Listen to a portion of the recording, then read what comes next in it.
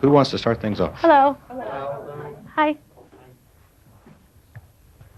Ooh, spotlight.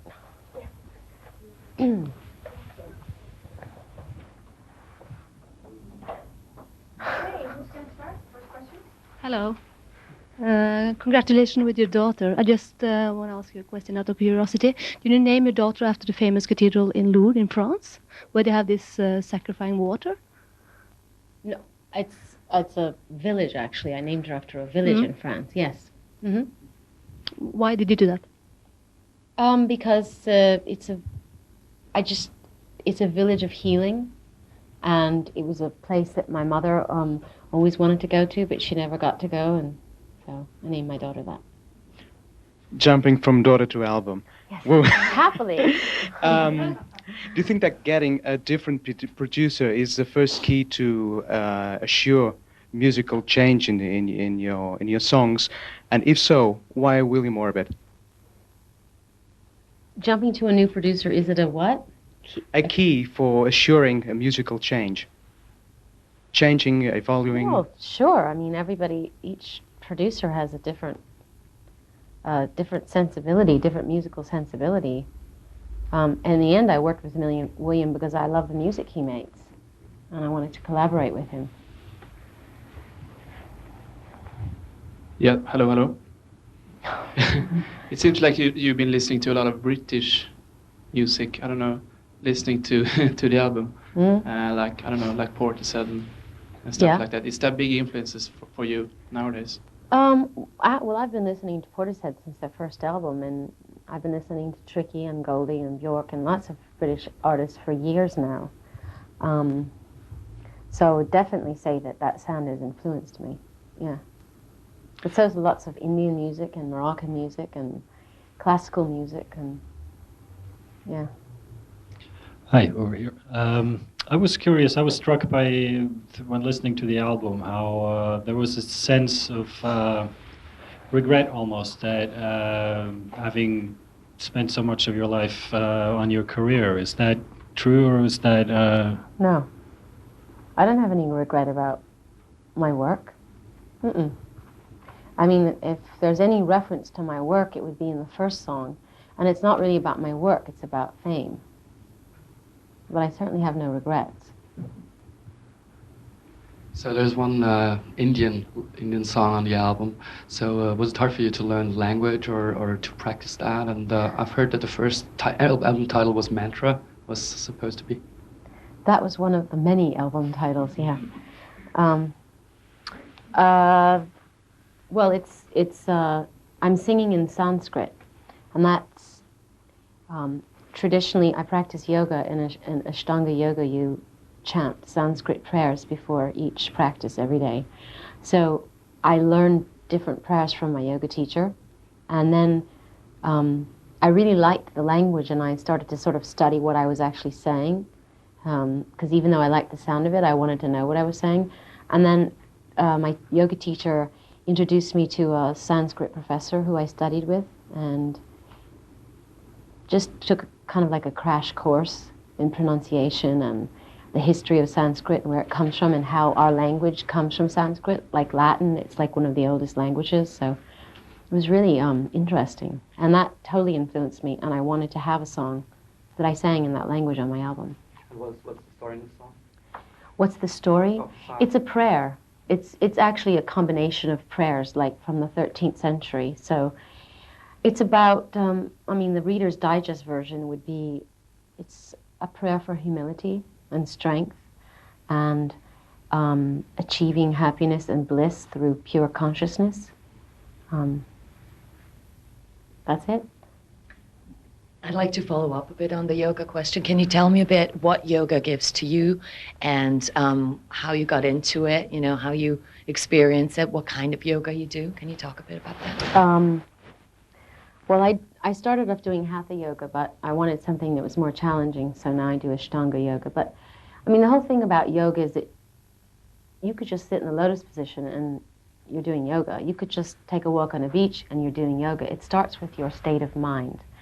And you get into a meditative state, and basically the asanas or the poses are just something to do while you're meditating. I mean, I think it's taught me how to be a lot more flexible, and I don't mean just physically, I mean emotionally, I mean just in terms of how I look at the world, how I look at other people, how I am with other people. And I've learned to be not only easier on myself, but also on other people in terms of my expectations. And it gives me a certain kind of centeredness and serenity that I don't think I had before. I mean, it gives me so much, and the more I talk about it, the more trivial it sounds. But it's been a great influence. Hi, I'm Norbert from Austria. Nice to meet you. Talking about your baby child, Lourdes, I just want to know how you want to raise her, educate her, and has this something to do with this Indian influence? And Don't you want to talk about my record? Pardon? Don't you want to talk about my record? Of course. Well, let's talk about my music. You have a song written for Lourdes, Star Child. Can you talk about this? It's called Little Star. Yeah. Well, it's a lullaby. It's just a really pure and simple sort of love song to my daughter. Butterfly? Oh, I refer to her as Pumpkin. Yeah. Yeah, sometimes. Well, about the album sounds everything but a teen album. It's a quite mature album. How important and difficult is it to grow up in a pop career? Well, I'm sure I haven't completely grown up yet. Once again, you've asked me an incredibly abstract question. What did you ask me? How important and difficult is it to grow up? Important and difficult. You cannot stay forever the same way. No, and I don't intend to. How difficult is it to keep changing, keep up with time? That's like asking me how difficult it is to live. I mean, I don't consciously think, oh, I have to change. Hopefully my music has always been a reflection of where I am, and where I am now is different than where I was when I made my last record. So, I mean, life is like a constant evolution, and I'm always yearning to grow and to know more. But I don't think, I mean, change is difficult, it can be. Sometimes it's very easy. Okay, when I listen to the album, it feels like, I mean, the music is quite ambient sometimes. Mm-hmm. Does that make the lyrics more naked, so to speak? Are they more important when the sound is like below, so to say? More important than what? When you don't build everything around like a traditional pop song, does that make the lyrics more naked? Well, I suppose it makes the track more sparse, but there's lots of people that write lyrics that are to songs that are complete, and the vocals are totally buried in the track, and I don't think that makes their lyrics less important. I mean, obviously, since I write the words, they're very important to me, and it was important that they're heard. So. I'm Doron from Israel. I want to ask you, did you have any influence for your participating in Kabbalah in this record to the Why lyrics? did I know you were going to ask me the Kabbalah question? Did Kabbalah have an influence on my record, you mean? Oh, yeah, definitely. Specifically Sky Fits Heaven, but, I mean, it's influenced a lot of my writing. And what about your spiritual in general concerning the Kabbalah? What about it? I haven't converted to Judaism, if you're wondering. Although I did read a letter in the Jewish Journal imploring me to convert to Judaism. You didn't write that, did you? I did. Okay. Hello, I'm Wojtek from Poland. It's here. I would like to ask you, after all this achievement, after all these awards and money, what gives you... What awards? Whatever, you are a big star, you're well known, let's call it awards. Oh, okay. I would like to know what really gives you a true satisfaction at this stage of life.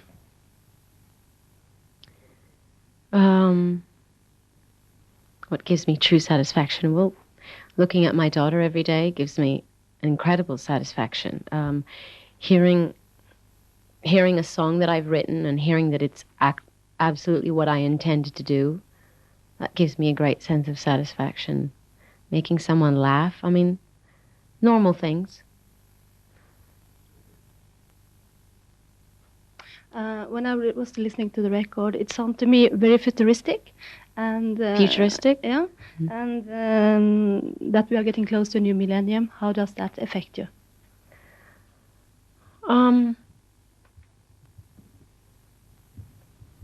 How does it affect me?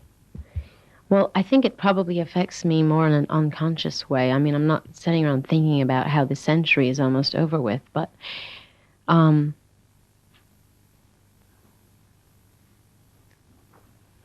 I do feel like it's a time where it's really important to look back at everything that we've accomplished globally, and personally. And I like to think that my record is sort of like that, like I'm looking at the past but with the eyes of the future.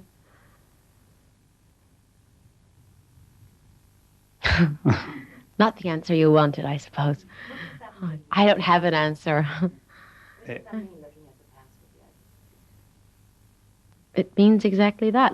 Reflecting on the past, seeing what I've experienced, looking at my life, but also looking forward. What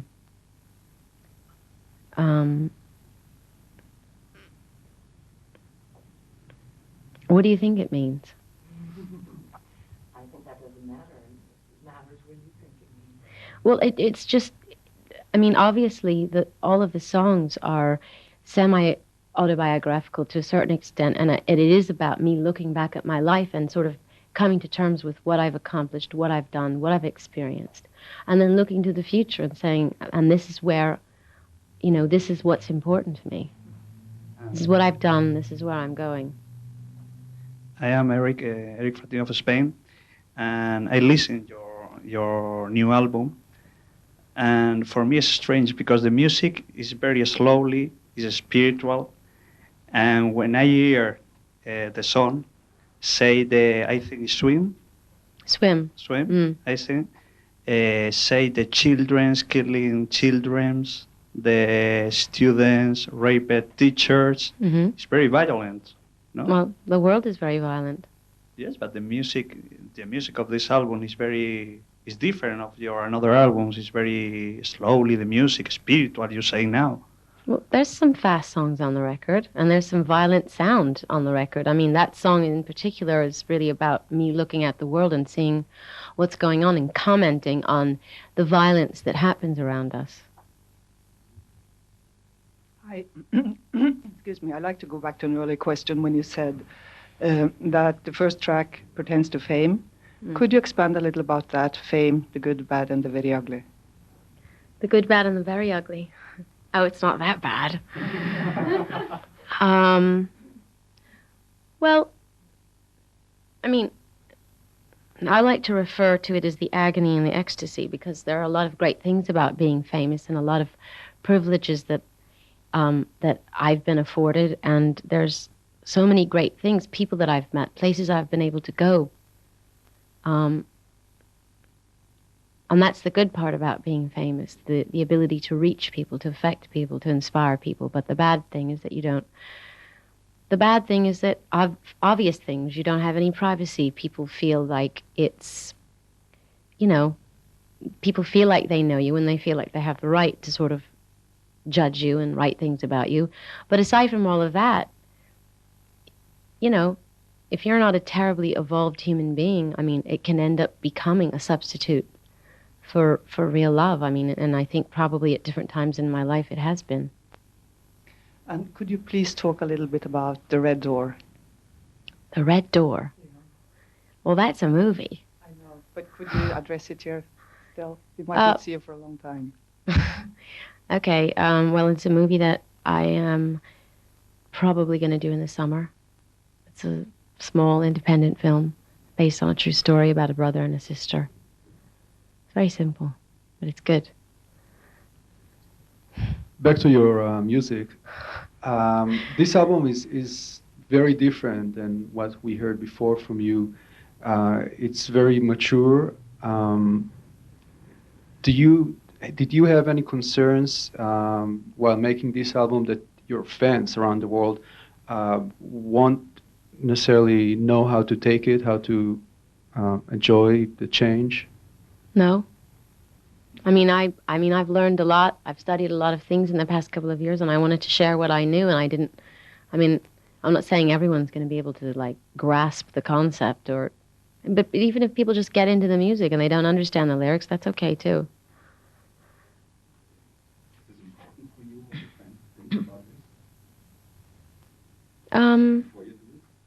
No. No. Can you talk a bit about Steve Orbit? Because he seems to be very... William Orbit. William, I'm sorry.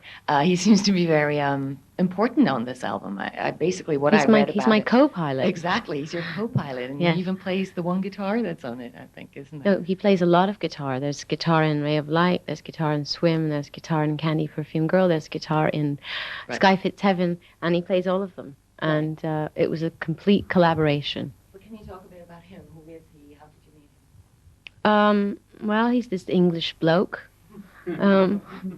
He makes records. He's done several remixes for me, and I really liked them. And first I decided to write with him and see what happened, and then I loved what we came up with, so I decided to have him produce the whole record with me. Are you going to continue the collaboration? Yeah, he's going to do remixes. Yeah. So when I listen to the record, it's not a typical touring record. Why so, not? I don't know. It doesn't fit, I think, into stadiums. Do you think it fits, and are you planning to do it too? Totally. I'm more excited about doing this record than any record I've ever done on stage. How would you do stadiums on stage? I have no idea. I just finished the record. Give me a few weeks.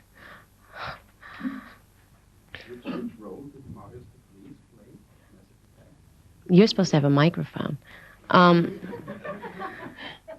Marius, he co-produced one song with me and one song with me and William. Madonna, what is more important to you, love or music? It's the same thing. Okay, in that case, who is Anthony Bird? His name is Andrew Bird, and that's none of your business. Thank you. That was nice. Did working on Evita and the whole voice training and basically the departure from, your albums you did before the dance album have any influence on recording this album in any way, in singing terms, for example? Well, yeah, because I had to study with a vocal coach to do the music for Evita, and I suddenly realized there was a whole part of my voice I never used before, and it definitely influenced my songwriting on this record. How fulfilling was the whole Evita thing, by the way? Pardon me? How fulfilling was the whole Evita thing? Extremely fulfilling. Really? Yeah. As an actress as well? Oh, yeah. And did you feel that when the Academy didn't nominate you for Best Actress, it was something like saying, you're not part of us, they don't like music, they don't like singers? No, I didn't think that. Mm-mm. So the Oscar song was good. Thank you. Pardon What were me? you thinking? If you didn't think they... I was thinking, oh, I'll have my day. When you're talking about the concept of the record, what is the concept of the record? I don't really have a concept. I mean, all of the songs are just kind of the embodiment of kind of this spiritual journey, this emotional awakening that I've had in the past couple of years. So it's sort of like a reflection of that. I don't know if that's a concept. What causes it? Well, lots of things. Having a baby. I mean, I couldn't tell you it was just one thing. I could just tell you that I've changed a lot, and the whole experience of making Evita and having a baby and practicing yoga and studying the Kabbalah. I mean, so many things have. I mean, and I realize that all of those things have always been out there for me to learn from, but I guess I wasn't ready to learn until now. I was curious if you could talk a little bit about the final track on the album. Mergirl? Yes. Could you shed some light on what that is for you? It's kind of like a dreamscape, like a sort of stream of consciousness. Like if I were writing in my diary or something. And it's about dealing with death.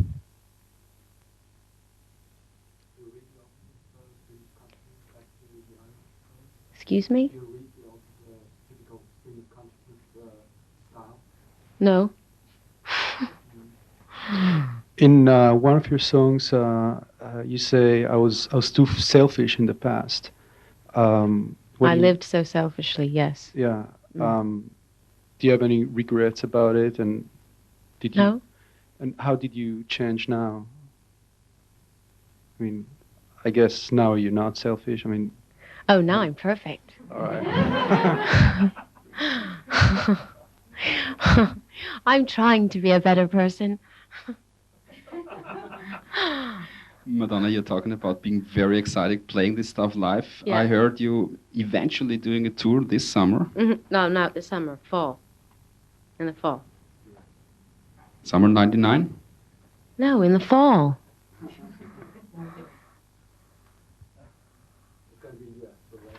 Everywhere. I would like to follow up a bit on Mergirl, because you said it's kind of a dreamscape, but it involves everything that has been happening, in your life, sort of as a circle, with the birth of your daughter and maybe death of your mother, which is in there as well. No, it's not everything that's happened to me. It was just sort of like one day in my life. Yeah, and in that. Why one day? Why not? I mean, each day brings up different feelings, and I feel inspired by specific things, but I mean, it could be also a combination of things.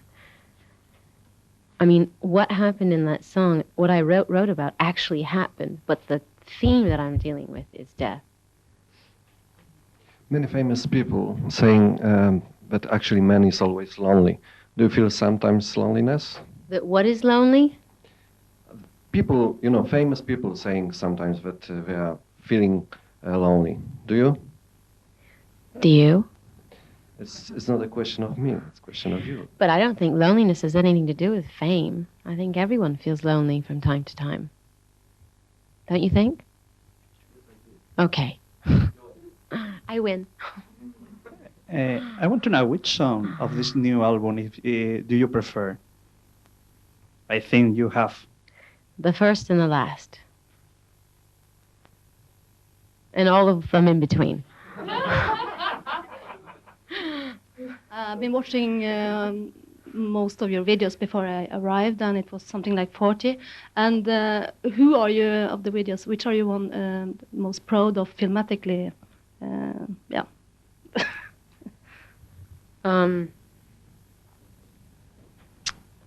Well, I have lots of favorites. I love Take a Bow. I love the video to Human Nature. I love the video for I did a video to a Marvin Gaye track called I Want You. I love that video. Yeah, that's beautiful. Yeah. I forget. Thank you for reminding me. And have you made a video for the new album? Mm-hmm. Yeah, it's being edited right now. It's good. It's really good. Okay. I met a couple of weeks ago or a month ago, I met Prodigy in England. And since they're on Maverick as well, were there any discussion of them producing your album, or of Liam Howlett to produce your album? Yeah, I sort of threw that idea out to Liam. Oh, they had just finished their record, and it was sort of a ridiculous question because they had to go out there and promote the record, and they didn't have time to do it. And that was their reply. Okay, back to abstract questions. Americans. Where are you from? Portugal. Very abstract. Oh, okay.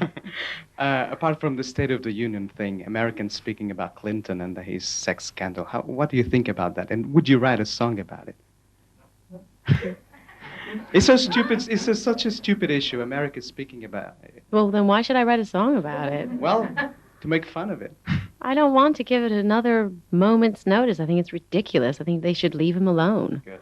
I think that myself. By the way, do you believe in girl power? And if so, which is your girl power? Well, I like Posh Spice the best. Yeah, of course I believe in girl power. How's yours? How's my girl power? Help. Oh, it's there. It's raring to go.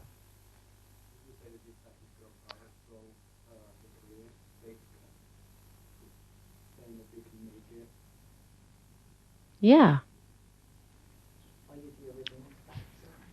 Yeah. You were talking before about your last track and basically being the boils down to one day in your life, and we were talking about the sort of A&E syndrome, the agony and ecstasy syndrome. Mm-hmm. Were you ever at a point, maybe during this record or before, where you would have given up all this just maybe for a day, go back to Dunkin' Donuts and sell donuts? Hell no. I never want to go back to selling donuts. No, I mean, listen, I love what I do. It's a pain in the ass, but I can't think of anything that you could do that wouldn't have, like, pitfalls. I mean, everybody, even as a journalist, don't you have, like, good days and bad days? Yes, okay. Besides being an artist, you've also been a fashion trendsetter for years. And you look at the Golden Globes last week. Is that something you're going to pursue or continue with? The pre-Raphaelitic look, like Maybe. Everybody raved about? That was the mood I was in that day. Yeah, I mean, I like it. That's what I call bed hair. That's what my hair looks like when I get out of bed. There's a perfected version of bed hair. Yeah. In the past, people in magazines everywhere have been talking about you, how you like to have control of your work, of your life, everything around you, and you've always gotten very upset about it. And a lot of women rightfully do so, I think. Do you still think it's an issue that women are negatively looked upon when they try to take control of their work, as opposed to men like a Puff Daddy or whatever, who is very controlling, is being looked at as a hero? I think all creative people are perfectionists, so I prefer to think of it as that, not being a control freak. And yeah, there's a double standard in our society. If a man is a perfectionist, he's just doing his job, and if a woman is, she's being difficult. But yeah, that's the way it is. Do you think it's getting better? Yeah, I do. Ladies and gentlemen, we've come to the end of the conference. This will be the last question. Uh-oh. Oh, it's me. I would like to know a little bit about one secret. When I listened to your last record, I was thinking, what is inside your head when you are singing? Because it's so sexy. Sorry about that, but which song? All of them. All of them are sexy, according to me. What is your opinion about that? Oh, I think that you need to have your head examined. The song to my daughter is not sexy. How could you say such a thing? Oh, okay. You have been talking about having another baby on live television. I have? Yes, to Joan Rivers. I saw it. Oh. Well, I might. All right, ladies and gentlemen, thank you very much. Madonna, thank you. Oh, you're so welcome.